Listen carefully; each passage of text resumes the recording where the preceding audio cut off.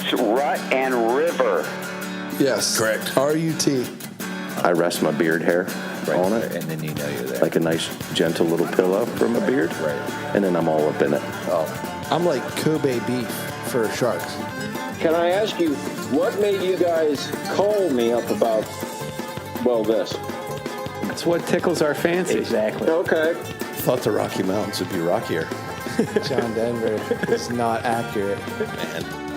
A guy like you, who has absolutely no clue, and I can hear it in your voice, that, I mean, you're a blank canvas. I mean, I can just start with you like from scratch. You're going to tell me, a grown man, you're telling me what lure to use and how to fish? You guys didn't snap your whopper plopper off either, though. Sorry, I blew up over that. All right, guys, welcome back. The Rut and River Pursuits podcast. We are around the Sonic campfire tonight. I'm Steve. Hey, I'm Ryan. This is Dave. I'm Catfish. Good evening, everyone. Good evening, Good Stevie. evening, How you Stevie. fellas? I'm good, bud. Yeah. Doing great. Yeah, we're going to jump right into it tonight. Where are we jumping into? We're heading west. We're heading west, young man. Way west. Is that Way right? west. All the way to California. What? We got to go to California to talk to some waterfowl guys. I'm going back to Cali.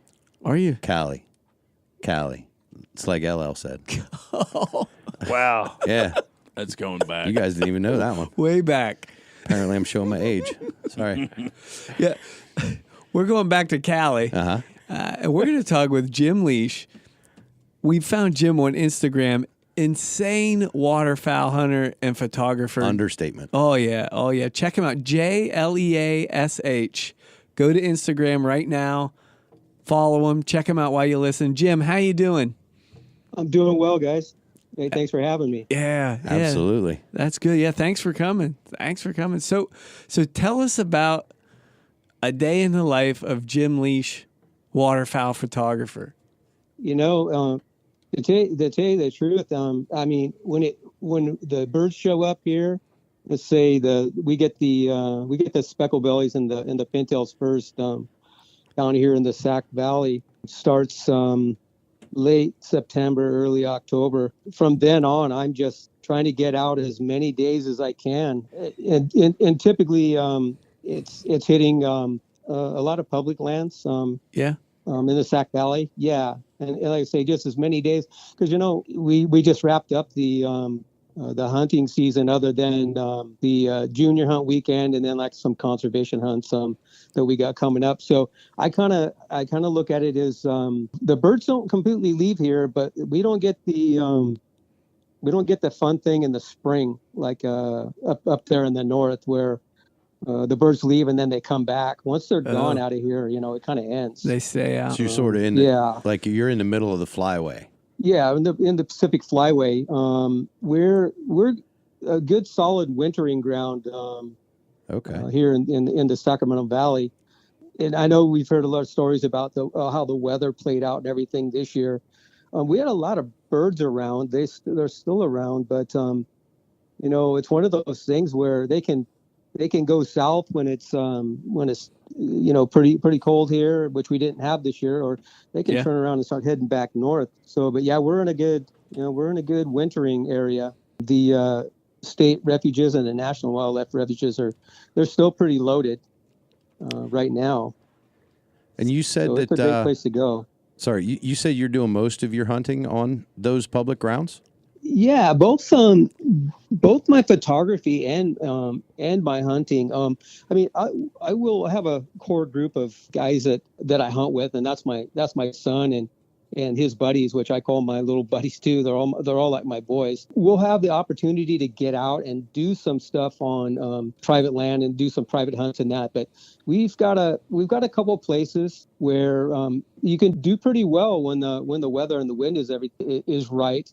Right here in the Sac Valley. So, but yeah, primarily it's the thing where you either try to get drawn for a reservation, and which is tough because the competition gets pretty crazy between mid and end of the season. Sometimes you don't get drawn, but we have a lottery system too that works pretty well. Yeah, there's a good lottery system that if you draw a low enough number, when I say a low enough number, it's kind of in the like the 30 to 40-ish. If you get in that, you have a good chance to get on one of these places, these state or federal ones.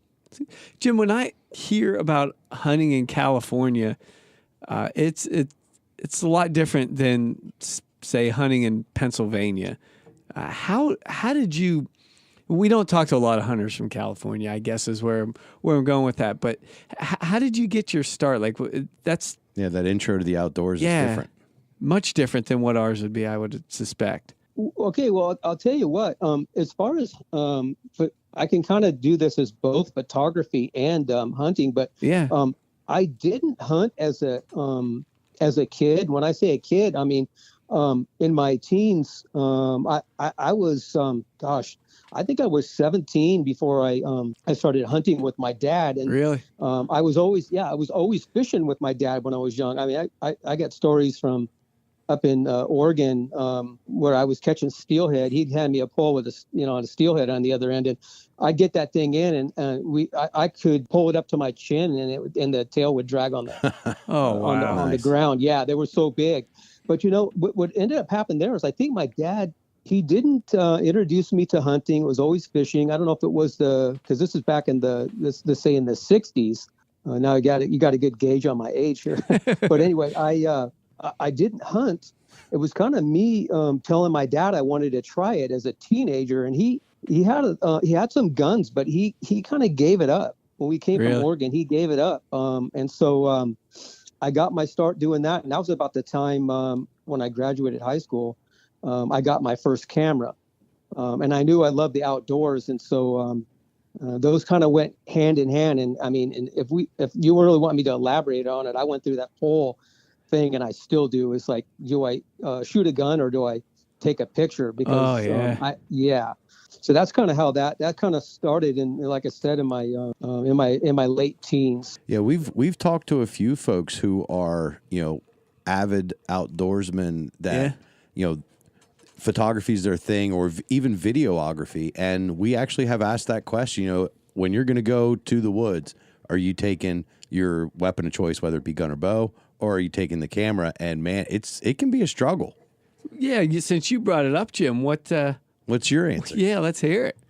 Well, okay. Well, here's the deal, and I'm glad that we're gonna cover this, because I tell you what, I went from having a gun in the blind, and just so you guys know, I'm left eye dominant. I shoot my camera with my left eye, with my right eye open. I'm left eye dominant, but my right-handed. So, for me to kill a duck, for me, is I don't get many. That's the same for me. Right there. So, yeah, I don't kill many. And as a matter of fact, I went from the time I introduced my son to hunting, and I want to give you a little story on this too. So my son wanted to hunt, or I wanted to introduce him to hunting. At 9 years old, I took him to hunter safety course here in California, and I decided to take the class with him because it had been a while. Yeah. Well, my son finished his test, and he whispers to me that he's done, and I'm said, no, you're not. And of course, you don't want to get caught, cheating. Whatever. I said, no, you're not. He said, yes, I am, Dad. So 30 minutes later, I finished my test. Ooh. Yeah, and he passed at 9 years old. Wow. Yeah, and so I introduced him to hunting at 10, when he could barely hold a gun up. And since 10 years old, since the first bird that he shot was a Drake Gadwall, he's been a better shot than me ever since. So, wow. And to back up a little bit on that too, is I went through those periods of where I had a little earlier on, before my son was born, I had the gun. I started with the camera, but then I had the gun and the camera in the blind, and literally I didn't know which one to grab. And then I realized that I was better at photography. I could make a little bit of money at it. Well, I put the gun away for about 10 years between the time my son was 10 years old and just recently, and went back to photography, if that makes sense. This was the first year that I actually got my license in about 10 years, to actually hunt waterfowl. So that's a very easy answer for you, at least for 10 years ago. Yeah. It was the camera. Yeah, yeah, and what ended up happening, and my son's going to enjoy this when he listens to it. Last year, we had kind of a well, we had a little problem at the end of the season where he told me straight up, you know what, Dad, you all you do is think about taking pictures, and sometimes we get a little tired of it. And I thought, okay.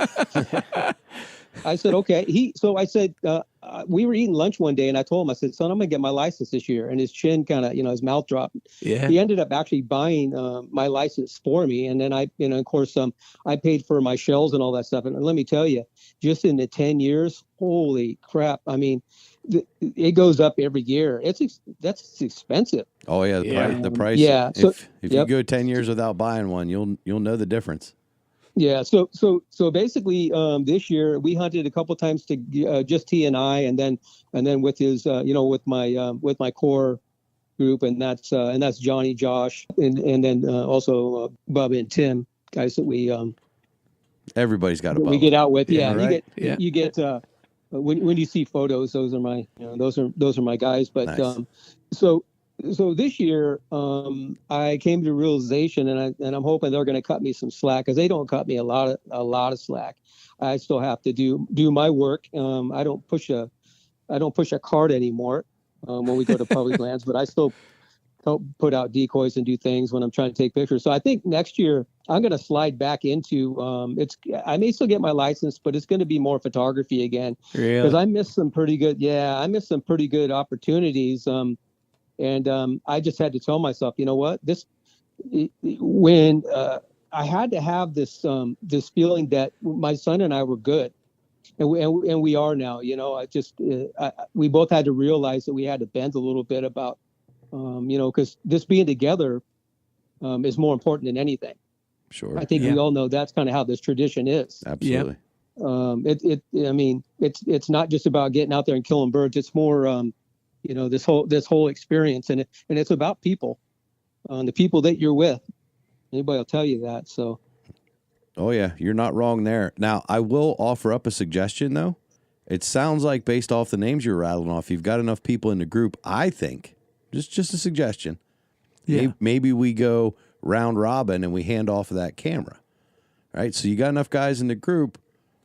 Maybe you take your turn behind the gun every once in a while too.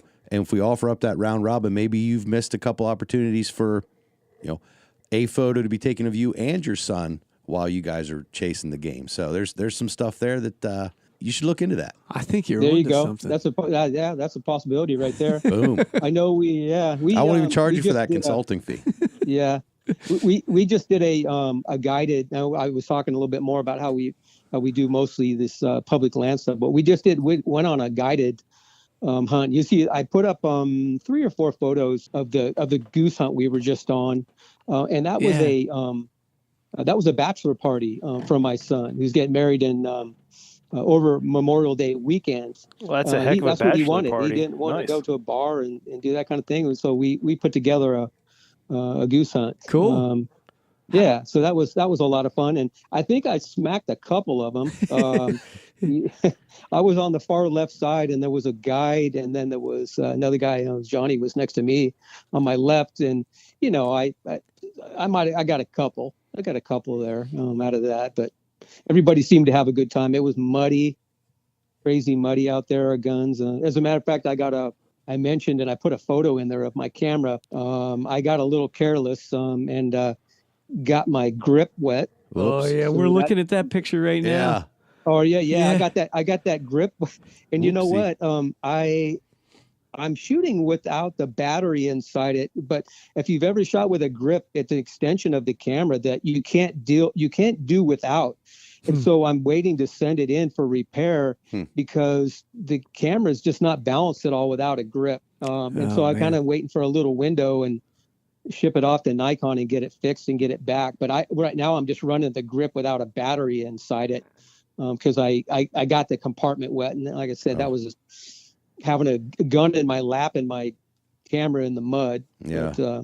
But, Can you tell us about that snow goose hunt, Jim? How'd it go? What? We booked it about 5 weeks in advance, and we were. I think you really like to get a good wind and maybe more bluebird for at least for here, bluebird and wind is more important than a lot of weather like rain and that, but we had, gosh, it was muddy.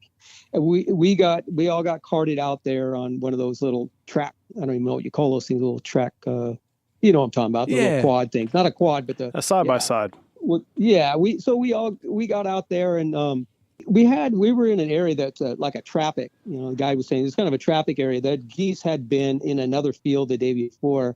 But they were flying over where we were. Okay. Yeah. And so, we ended up getting, I think 45 birds. It was about 2/3 specks and 1/3 snows, and not a horrible hunt, but I mean, there was 10 people shooting. You can't count me really, but there was, so it wasn't outrageously great. I mean, 100 plus is really good. And sometimes, in these conservation hunts, we're pushing, 200 to 400 birds. So, jeez, wow. It was fun. It was steady. Federal doesn't make enough rounds for me and Steven to pull that off. My goodness. Yeah, it was more like 2 or 3 birds being dropped out of a group. And like I say, the way the spread was set up, they could have tried to come in, but they just really weren't. So it was kind of some of the shots were a little higher. They were all within reason and everything. We weren't skyscraping or anything, but it like I said, it was consistent and it was fun. We got wet. You can see the pictures. We got super muddy and we got wet.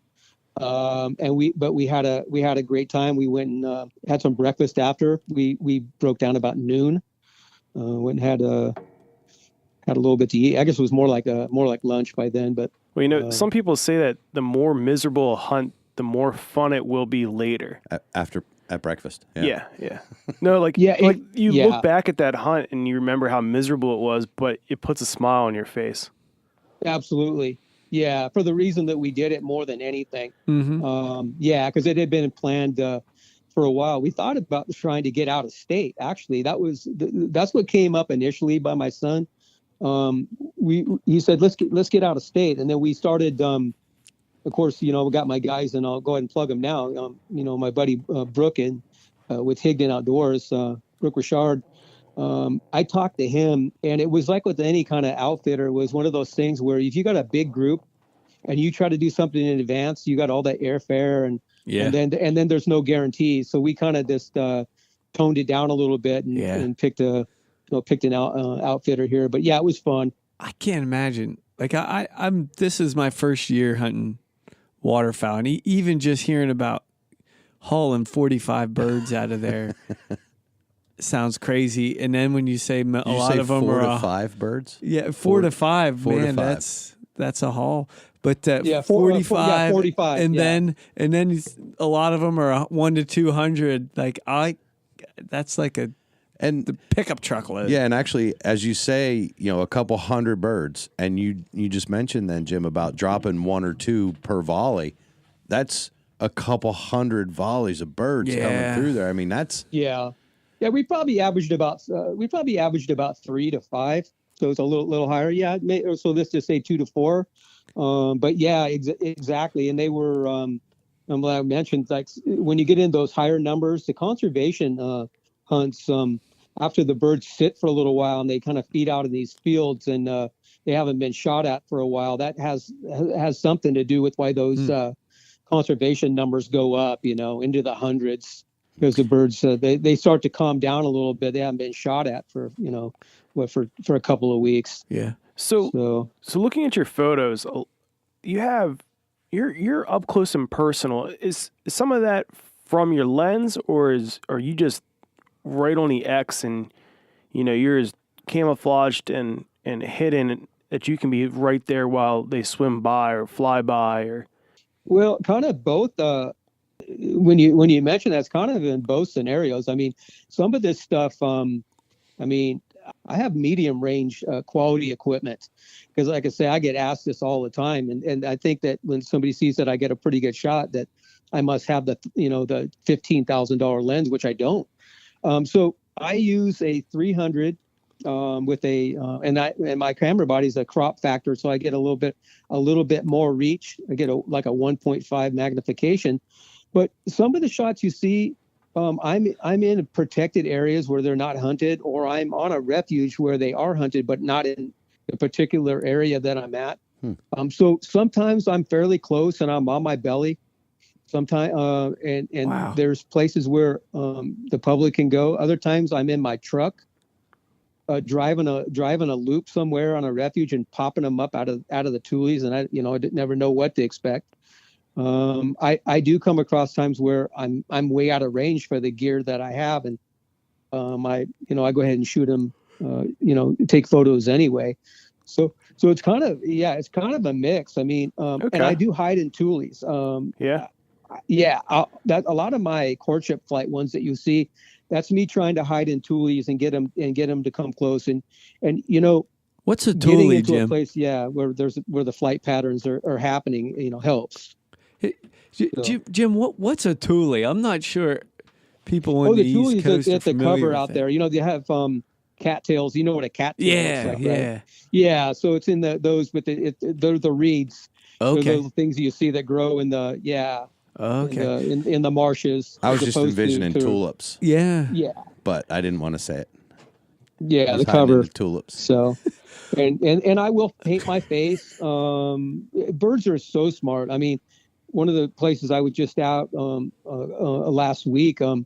I see birds on the water that I know they have seen me at 40 yards, and my face is painted, and I have tules in front of me, and all I'm doing is looking through 2 or 3, like a little cluster where there's about a 1-inch gap to my face, and I know that bird saw me. Wow. They're so smart. So yeah, their eyesight is incredible. How long does it take to get a shot like that? It seems like you got a lot of time invested into getting this one shot. I try, and like I say, the time of year, I gauge it from late summer, early fall until about now. I try to get out as much as I can because I know I have this. It seems like a longer window, but it's short. I mean, it's gone already. We're already talking about. Yeah. People have moved on to turkeys, and I'm getting ready to post me probably going to post me a turkey photo here maybe later today and get that rolling. But I invest as much time as I can, and a lot of these are when I go to like a photo blind or a place on my own. It's not unheard of for me to be there from an hour and a half before sunrise until sunset, just out there by myself. Wow. I'll invest. So I'm investing 12 plus hours. That's not even counting the drive time. Wow. It's dedication. Yeah, and if I come home with, say, a handful of photos that I might be able to sell, I'm happy. I always want more than that. But some days I don't come home with a lot because I am a contributor to DU. I do get some stuff in there. A contributor and a huge supporter. I'll have to say that first. Yeah. For years now, decades, I've been a supporter and do get some stuff published in there. So that's a good point. So once you get the picture, what do you do with it? I'll weed through them and of course throw out a high percentage of them, or junk, and that could be exposures and focus and that, and I weed them down and put them into folders and start out with folders of the day that I shot them, and then eventually those folders turn into species, whether it be a speckled-bellied goose or a mallard or a gadwall or whatever. They the better ones end up in those, and then I pull from them. So I'm getting photos to give to my either to Drake Waterfowl or to Higdon. Okay. As kind of as part of my trade and supporting them and how they support me, and then other companies. I mean, there's some other things that I do. I mean, because now there's Momarsh and Power Calls are both owned by Higdon Outdoors. So I'm trying to submit stuff, to Brooke over there to use there. So, and then they go to, of course, to my social media, and then ultimately to Ducks Unlimited. Because I can actually try to recoup my gas money and in my time. And I never know if I'm going to get published or if I'm going to get anything. I might get one photo or 0 photos. Or I might get 8 photos, and so it's kind of a novelty thing. It's not money I count on, but it's a thing I love to do. Yeah. And that'll always be number one. But that's kind of how the chain of the way the photos go. They end up, to the outlet for social media and for publication. Yeah. But it comes across pretty obvious that it is that thing that you love to do. Cause like you just explained to us how you'll be in there 2 hours before sunrise and you'll stay till sunset. And maybe if you're lucky, you'll get that shot. That's the exact same thing that any big game hunter is going to talk about, whether it's, sitting in a tree stand on the east, waiting for the whitetail to come by, or if it's hiking for miles, if you're in the mountains somewhere out west chasing elk, it's the same deal. You'll be out there 4 hours, but you're going to love every moment of it. And if you're lucky, you'll get to cash in at the end. It's just a little bit of a difference in what we're doing. So there's a lot of similarities here. I think one of the ones that I'm super impressed with, my favorite picture that you've taken is the Gadwall duckling picture. I don't know how you got him to stand still for half a second. I've never seen a duck. Now that you bring that up too, there's a lot of us. Of course, I follow a lot of photographers that are just outstanding, and then a lot of them follow me, and we compare ideas about what we think about courtship flights and that, and the birds we like. And since you brought up the Gadwall, I'm gonna tell you right now, the Gadwall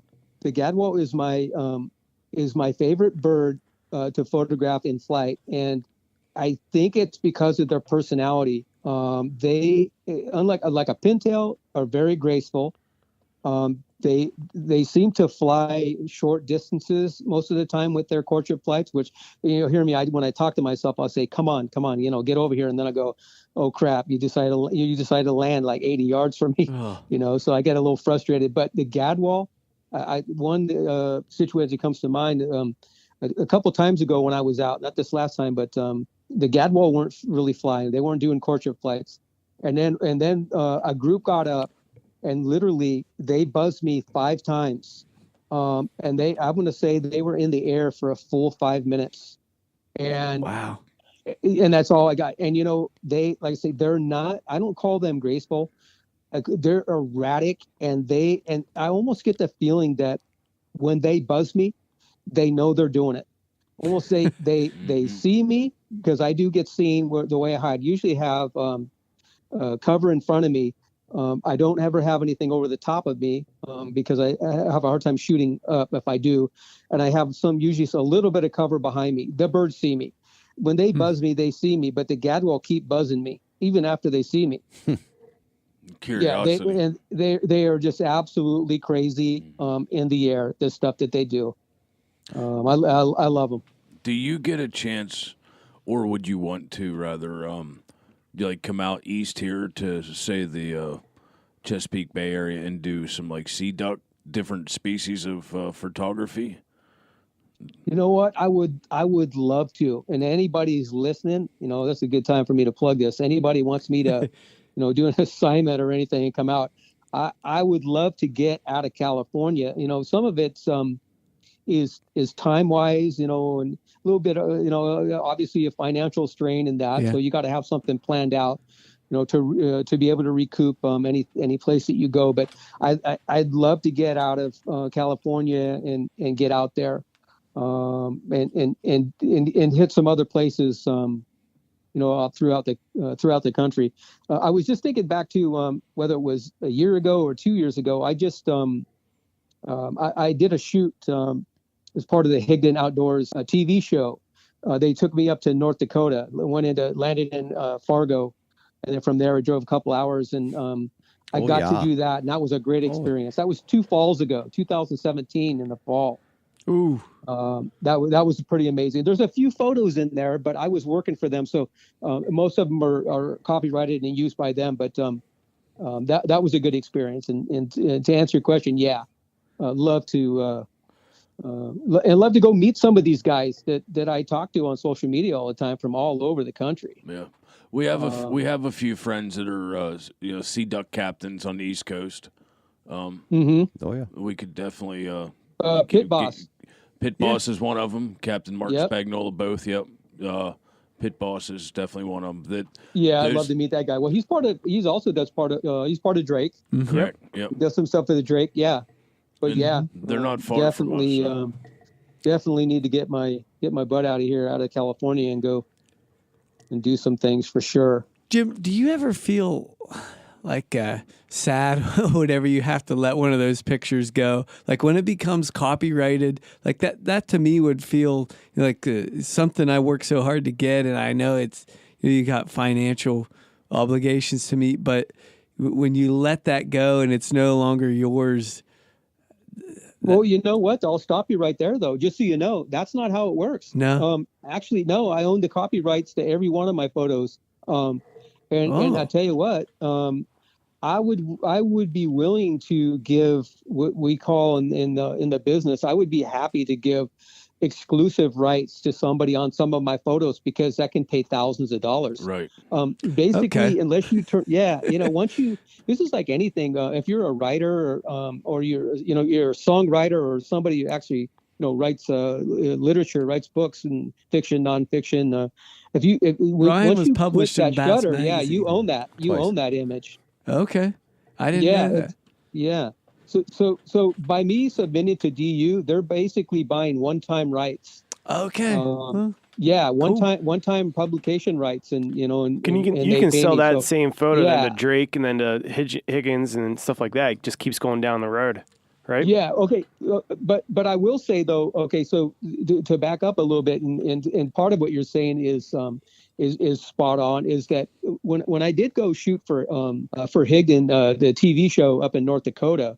I actually did get paid, and they do retain the rights to those. Okay. But I did get compensated, and I got it was a paid trip and all that, and we can still work on some things where if I wanted to use a photo, I'm sure that I can. Yeah. But for the most part, if I'm out shooting on speculation of to submit for publication, I'll own the rights. So in those circumstances, I do own the rights to my photos unless I agree to release them. Okay. Yeah. You could ask me that, Stevie. Did you know that? Yeah, because I'm a twice published author. So you do own the copyright. So how does it work, or could it be frustrating that you may have to push an issue one day? What if somebody were to screenshot one of your pictures and you see it on somebody else's social media? Is there something that you actually do about that, or do you just wave it off like, well, they got like 75 followers, it's not a big deal, whatever? Like, does that make sense? Like, do you ever see your pictures that somebody took and used? Yeah, absolutely, and usually on a daily basis. And to answer your question, actually, today the one I saw was an account where the guy had one of my photos as his profile photo.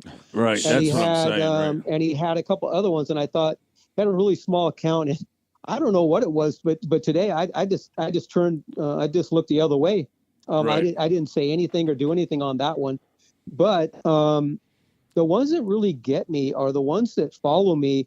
And then I go back and look at their accounts, and they have like 20 of my photos, and they never asked to use any of them. Wow. And I thought, well, shoot, I didn't know anything about you. And then you followed me, and I saw you've been doing this. A lot of times I'll just block those ones. It just depends on the motive. Now, what if they're making money on it? Yeah. If they're making money on it, that's they're not trying another. to sell it. And I had one of those. I had one of those earlier this year, and it got kind of ugly. Somebody drew one of my photos, and they had it for sale. Yeah. And it and I got it removed and everything. And the guy that actually drew it, he felt bad, and he didn't know. And it was kind of an apology on my part, and just move forward. But other than that, it's just kind of it's kind of how I'm feeling that day. I don't like it, but you also notice I don't put the watermark on them because they're so small. I'm not worried about somebody stealing Instagram photo and printing it. Right. Yeah, but you know what? There's some really nice logos out there where they look really really nice and clean, and they put them on their photos, and I'm like, that looks good. Maybe I'd do that again someday, but I just haven't done it, and I don't think I'm going to. I don't think that it would be such a big ordeal to me either, except for the fact of how much time it took you to get the shot. Like if it's just a kid that wants to just, use it as his, I'd almost find that flattering. So I guess you're right. It's a different circumstance for every case. So I was just wondering. I guess it could get frustrating. I draw the line more of like what I was just saying is that if somebody's getting compensated and I'm not, then I draw the line right there. That's that's kind of the upper level of that really irritates me and makes me want to stop somebody.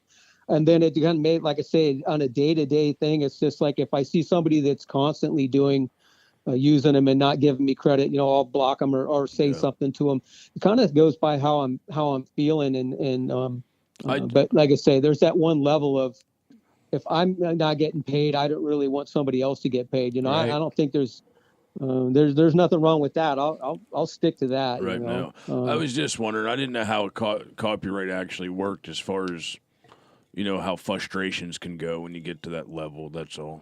So yeah, like I say, it's a daily thing. It's happened to a lot of us. I have some photographer friends.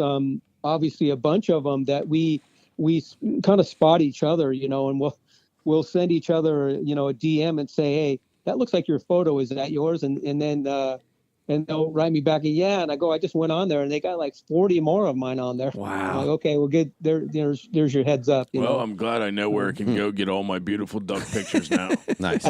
Yeah, we watch out for each other. If you look at your Instagram, there's a Darkwater. There's a lot of respect.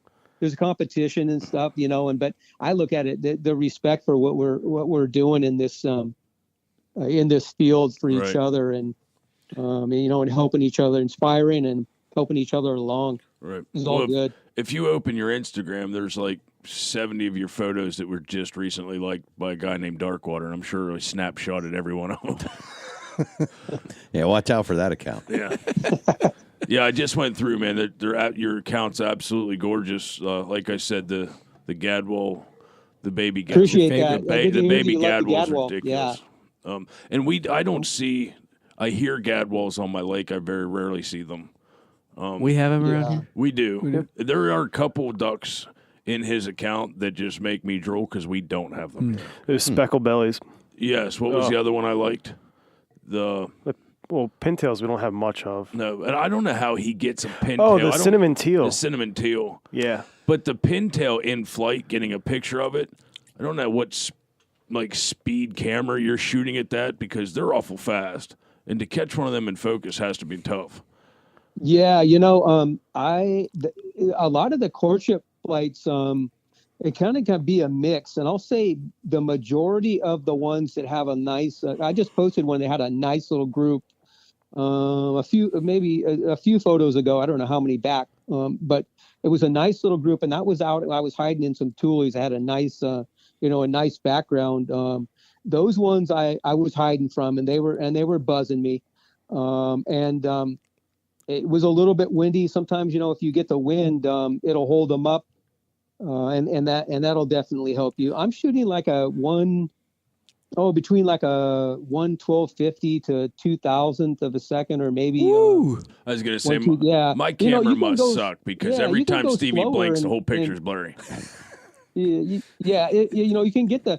I do like seeing some blurred wingtips sometimes and stuff, but I also like them tack sharp, and I kind of I have this thing where systematically for me is ISO is really important, and if you can keep that ISO down so you keep that noise out of there. I'm constantly trying to get that ISO down, and then tinkering with the shutter speed and the aperture to what I'll do is I'll go in succession, change one, and then I'll change the other one step and one the other, and then I keep balancing them out until as long as I'm happy. With what I'm getting. Yeah. You know what I would love to know is how many hunters in the world have looked across the pond and have seen you from a distance going, oh, crap, there's a hunter over there. Okay, we're good. We're far enough away. And have watched all these ducks come in close and go, he's a horrible hunter. He hasn't shot one all day long. Pull the trigger. Well, if I'm doing it right, some of my secret places, I have airplanes and choppers, go over me. I'm by a couple of times I'm places that I go. I'm near an Air Force base, and I know they're doing surveys. I'm wondering sometimes if airplanes see me. But you know what? I get into some places where I'm the only one out there. And I tell you what, that is, and that's why I can go out for 12 hours. You're free to think and have your own thoughts and work through other things that are going on in your life and just enjoy being by yourself. Yeah. So I'll say I'm not seen a lot of the time in some of the places I go. I see vehicles in the distance driving by on some country roads and that. Every once in a while, somebody's in a field with a tractor. One of my favorite shots, actually, now you mentioned this, I know he didn't see me, but a guy came down a levee road. Actually, the photo got published in DU. He came down the road in a big tractor, like I'm saying, a backhoe, and he scared up a whole bunch of birds in the pond that I was at, and I got the birds in the front and him with all the dirt flying up off the tires. Nice. Oh, cool. I don't think he didn't see me. But he didn't see me. But I got a great shot. No model credit to that guy. I think honestly, he scared all my birds away, but they came back and I got paid. So I think what he has to actually incorporate is, and we're going to say patent. We usually say afterwards patent pending, but we're going to say patent pending before we say it. There you go. I think he needs to develop the camera ghillie, so that. Because I would imagine that big black camera stands out like a sore thumb. But make a custom ghillie suit for just the camera would be cool. And a waterproof one for the next time he goes on a bachelor party. Yes. I got you. Yeah, my I don't have one of those. I have a waterproof a Gore-Tex cover. This sounds kind of funny. It wasn't really. I didn't buy it as a cover for my lens. It was an old pair of Gore-Tex rain pants, and I just cut a leg off of it, and because I wasn't wearing them, and I stitched stretchy cord in both ends of it, and I used that as a as a lens cover. But predominantly out there, when the birds come close enough, it's kind of like when I look at it as hunting, and most of the time my in-flight shots. I don't really worry about whether they see me and they're going to flare and go away and not come back, because I figured if they get close enough to see my lens, just like when you're a hunter, usually if they got that close, you just shot them, or you shot. In my case, you shot at them anyway. There you go. But now we're with you. But my face is painted, and I wear camoed out, and I try to wear gloves. If I don't have gloves on, I paint my hands too. Let me ask you a quick question. This is my last question. Why did you choose ducks? Like, there's millions of species of beautiful birds in the world. You could have been a peacock photographer. Like, why did you choose ducks? Like, I know they're gorgeous animals, but it was something inside of you said, I just want to do photography on waterfowl. That's a really good question. Other than the mix of knowing that I could hunt them and photograph them, I think it was the beauty of them. I have a couple places where I got into and actually not too far from where I live now, there was this private pond. This older couple let me come in and take pictures of their wood ducks, and they had Canada geese and wood ducks on this private place. He used to put feed out for them. Mm-hmm. And that's one of the places where it started. I think it's just the beauty of them, and the gracefulness, the way they fly. And probably I stuck to birds more because the wild, doing big game, and I'm envious. There's some guys I really want to meet up with, the guys that get the elk and the moose and the bear and all that stuff. I would love to do that, but I just haven't been exposed to it. So I guess as far as the waterfowl goes, it's just that it was the beauty of them and the way they fly. Yeah. I agree. Yeah, that attracted me to them. And then, of course, like I say, I'm antsy to to get after the turkeys now. I just Higdon just posted a video today on their social media for the new decoys, which I'm gonna get some of those. But all the kill shots that they did from last year, and I was like, it wasn't necessarily the hunting part of it. It was just the turkeys, and it's a new season. Yeah. Kind of inspired me right off the bat to get back out and to chase those. Well, there's a lot of amazing species of ducks in the world, but God must have had some extra caffeine in his coffee when he made the wood duck, because if that's what started it off, I don't know if there is a more beautiful duck out there, to me anyhow. Yeah, I don't think so. Some people will say the mandarin duck. It's close. Yeah. Yeah, though some people will say the mandarin, but you're right. I love the wood ducks. Yeah, but I've never had mandarin duck. Chicken is beautiful. I mean, I've had it too. It's pretty good. I had beautiful going I'll down. tell you guys. Let me tell you a quick. I'll tell you a quick story about the wood ducks too. I had my first opportunity. It didn't pan out, but I had my first opportunity to get the little baby ducklings jumping out of a wood duck nest. If you've ever seen that, I'd never seen that in person, but I had a video camera set up and and my still camera. So the video camera was ready to go. And I knew there was, that the eggs had hatched and the babies usually jump out within 2 days. And I had it all timed out. And the guy who tipped me off about the box said, get over there. They're going to jump out in the morning. And they didn't jump out. So I went over to the box and the hen flew out. I popped off the back of the box and they were in there. Yeah, they were in there. And so I called him up. I said, the wood ducks, the babies didn't jump out. I put the back of the box together. I'm going to go. He said, come back tomorrow. And I said, okay. I went back tomorrow. I waited for about 5 hours and the babies didn't jump out. I went and took off the back of the box and they were gone. So what ended up happening is the hen took them out in the evening. Right. Yeah. He thought she that was she on wouldn't to you. do it. He thought she'd sit on him for a while and she was smart, so smart. She didn't wait for me to come back the next morning. She just pulled them out when I left, sometime in that evening. So that's the closest I ever had to getting them, and that only lasts like 30 seconds. Yeah. She'll get in the bottom, in the water, wherever she's at and call them out. And they come right up. They're out. Wow. Well, I totally lied. I have one more question. So in all your different files of species, do you have hidden files that you don't share with people?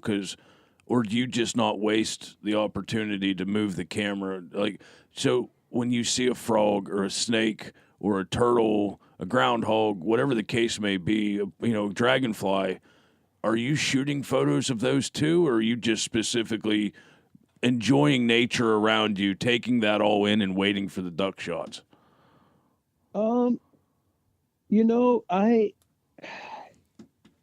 It just really depends. I mean, I'll take a photo of what I see out there. I mean, if we're talking specifically when I'm out to photograph waterfowl, because that's kind of my, for the outdoors, that's my deal. Other than the turkeys, like I say, it's mostly birds. If I see other things, for instance, I'll spot coyotes chasing turkeys up into trees and that. I mean, I'm going to point my camera at movement. If I see something, sure, and I still will photograph deer.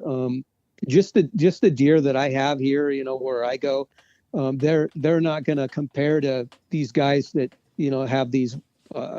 These record high scoring, deer and elk and bear and all that. So, for me, it doesn't mean I can't post one of those, but, to answer your question, yes, I'll still put my camera, in a direction where I see movement and I see a different subject. Well, I figured you'd have to seen it spending that much time in the outdoors. Absolutely.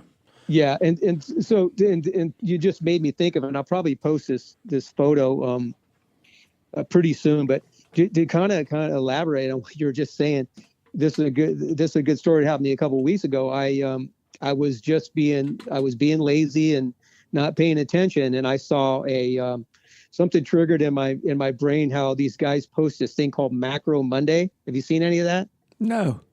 Okay. Well, a macro Monday. So a macro is, a close-up shot. And I thought, I saw this feather floating by while I was sitting there waiting for courtship flights. I see this duck feather. I go, oh, that's cool. That's like that Macro Monday. And I think to myself, well, Macro Monday is kind of silly. And then next thing you know, I'm taking pictures of this feather floating by, and I got kind of a studio look to it because the water's going black and everything. And out of the corner of my eye, I look up and I'm missing probably one of the best widgeon courtship flight I've ever seen in my life. I'm like, oh boy, there you go. Because that's just how that stuff happens. Focus. Yeah, they're right there. And I got a couple of shots of them, but I just knew that by the way they were, the formation, the kind of the way they were in, I was like, whatever happened like 2 seconds ago was probably the best widgeon shot you might have ever had. I and could never be an outdoor over here pointing your photographer. camera at this feather. But never do it. I'd be Can't like, stay a focused. grasshopper. Ooh, a Look ladybug. at that. Yeah. Oh yeah. And then the teal, of course, they come screaming by, and my brain will go, and then my mouth says, yeah, that's a green wing, and then there he goes. I have my thing where I blame myself for not being ready, and then other times I go, that wasn't going to be a good shot anyway. Talk yourself out of it. Yeah. That's a good point. So if you're I try to make sea myself some excuse of that probably was a bad angle. right. If your sea ducks are Ferraris, then the teals are Lamborghinis. If you try to hit one of those, you better be 3 ducks in front of it. Yeah. Well, they are at so least crazy. at least 4 better come through then, Yeah. so I can hit the last. You can throw you can throw the second 2 shots in the water. Yeah. You're not getting them all. That's one. Yep. That's one I missed a good courtship flight of this couple weeks ago, and it was a little bit timing, and I only had a split second to get them where they were, and they were a little bit out. And then, like I say, not making excuses all the time about angles. Sometimes I find myself, my brain says, that's probably not a good shot, but my finger still clicks it. And then I look at it and I go, yeah, I'm just going to delete that right now. But yeah, I have some of my best shots. There's a thing too, where you can, one of my little tricks, my Photoshop tricks is you can add to your canvas if you want. And one of the things that's really easy to add to a canvas is like, if you got blue sky or you got something that's like the same pattern, you can add to the front of the frame, and then just kind of clone it in. I've done that a couple of times because the dang teal, I got a really good shot of them, but they're 3/4 of the way across the frame because I couldn't keep, I'm almost ready to go out. Wow. Yeah. Wow. Crop it. Yep, crop it. So, yeah. Well, here's the thing. I don't typically lie. I don't like to lie, but I lied to you because I have 5 more questions. Okay. This is the part of this. There's those 5 questions. This is part of the show where we do what we call the Fast 5, and we have 5 end of the show questions that we like to ask you, and they're just kind of quicker questions, right off the top of your head. Do them off just rapid fire. No wrong answers. Yeah, no wrong answers. You can't get any of this wrong. It's not a test. We will tell you if you're wrong though. So. Yeah, there is that. But there are no wrong answers. Yeah. I'm going to start with question number 1. What are you most proud of? The son that I raised. There you go. Good answer. That is a good answer. Jim, what's one thing you can't live without in the outdoors? Just enjoying that time by myself, that reflection time. I think that's what I think about probably more than anything of getting good. photos or anything. Reflection. That's good. Nice. So, pretty high level one here. What makes you happy? Family. Good. Very good. One thing you do every day to prepare you for the outdoor lifestyle. I think I just try to stay focused. I try to stay focused for the next thing that I'm going to do when I get out there. That's good. Nice. I thought you were going to say charge your camera, but that's perfect. Both would have been acceptable answers. Don't put your camera down in the mud. Eat a big bowl of cinnamon teal crunch. That's it. Yeah. Love it. Last question. Yep, last question. Stevie. Last question. Jim, what is your bucket list outdoors trip? Whether it's hunting, fishing, going someplace to take pictures. Yeah, what would be money's no object, time's no object. This is just someplace you want to go and do what well, you this do. is a good one because this one just came up the other day again. I want to photograph the Kentucky Derby. Really? Nice. Yeah. Cool answer. And the reason behind that is it's the whole aura of the lead up,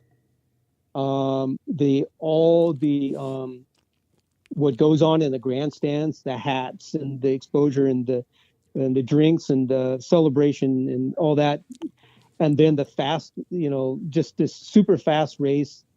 I want to be someplace on that track one of these days. That's a bucket list. Yeah, that's a good one. That is a good one. And DK just got his Derby hat. Yes, he did. Yeah. You know it. That thing looks good. And I even put that.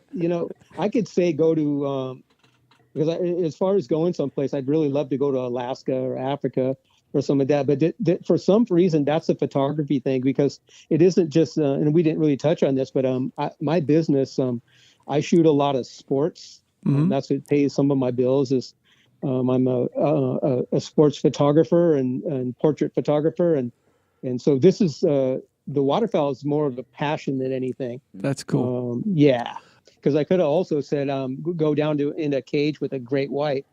I could also just bring that's that on one my out too, bucket list. Actually, that's on my bucket list. Or without it, or without the cage. But yeah, and that would be a fun one too.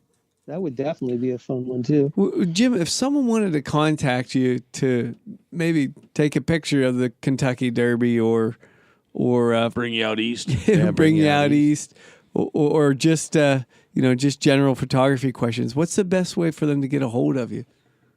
Well, they can phone me right off. I can give you want that number? Yeah, fire away. Okay, yeah. Hey, my area code 916-801-8268. That's a, of course, we mentioned before, that's a California, Northern California number, 916-801-8268. And my website is sharpeyeimages.com. And so Sharp has a hyphen, Sharp Eye. It's SHARP hyphen EYE images, IMAGES.com. And then of course, my email is the same thing. Leash. It would be jleash at sharpeyeimages.com. All right, Jim. Well, hey, we appreciate you coming on the show this week. Yeah, Jim. Thank you very much. Really great. Thank you guys. Thanks for the question. Our pleasure. And I definitely appreciate it. All right. Yeah, go check him out on Instagram, Leash, JLEASH. Good stuff. Don't Got miss all it. his website information over there as well. So, all right, bub. See you, good man. deal. Thanks a lot, Chad. Thank you, Jim. So, Stevie. Yes, sir. When we aren't hiding in the marsh, hopefully avoiding those alligators and all that stuff that Catfish was talking about. Not getting sidetracked by Or getting sidetracked by all the other. guy in a tractor kicking up mud. Yeah. That's crazy. Where can they find us? Hop on over to RettenRiverPursuits.com. Download the podcast on Apple Podcasts and Spotify. And you can find us on all the usual social media outlets, Facebook, Twitter, Instagram. Check out those YouTube videos. If I was waiting for 12 hours for the right picture, I'd get hungry. I'd be know starved what? by then. What do you take with you for 12 hours with a camera? There's an empty pouch of it sitting right in front of you right now. Oh, there's 2 empty pouches now that you Why bring are it up. they empty? Well, I got to get some more product. Oh, this is the Chesapeake seasoning. It Oh, I was like the that Chesapeake one. seasoning. It was. It's empty. I'll tell you what I would take, bud. What'd you do, bud? I'd take the Moses family jerky with me. I love it. Oh, I love it. Where can you find that at? you head on over to mfjerky.com and check out all of the jerky, snack stick, and coffee options you could imagine. Oh, yeah. You know you can get 15% off your next purchase. Is Yes. that right? You're crazy, dude. How you doing that? Jerky Pursuit 15 as the promo code when you check man. out. 15% Why am off I the just not entire hearing this? website. Jerky Pursuits 15. All Okay. right, guys. You can get it at Hogheads now, too, by the Can way. you? For our local Oh, listeners. that's right. Nice. Cool. While I'm you're going to picking go up- pick up some Z-Man Yeah. and some. Jerky. If you had some Moses family jerky, Beat me to it. some Z-Man and a Whopper Plopper, and you can't catch a bass, Yeah, it's on You you. at least won't go hungry. yeah. You're not Good going to be call. hungry while you're fishing. No, sir. All right, guys. Love it. We'll see ya.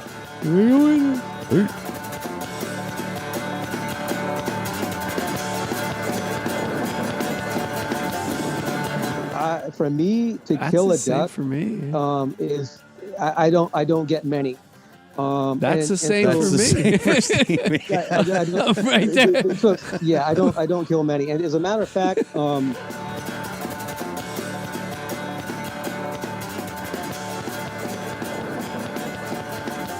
You know what I would love to know is how many hunters in the world have looked across the pond and have seen you from a distance going, oh, crap, there's a hunter over there. Okay, we're good. We're far enough away. And have watched all these ducks come in close and go, he's a horrible hunter. He hasn't shot once all day Don't long. even pull the trigger.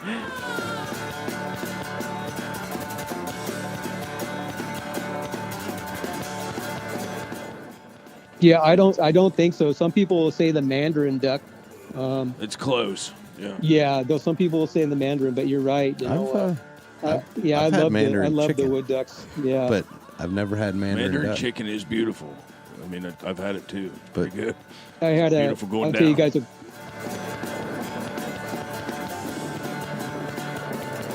Right. If your sea ducks know? are Ferraris, then the teals are Lamborghinis. If you Oh, if you God, try to they hit are- one of those, you better be 3 ducks in front of it. Yeah. Well, They are at so least crazy. at least 4 better come through then, Yeah. so I can hit the last one. You can throw you can throw the second 2 shots in the water.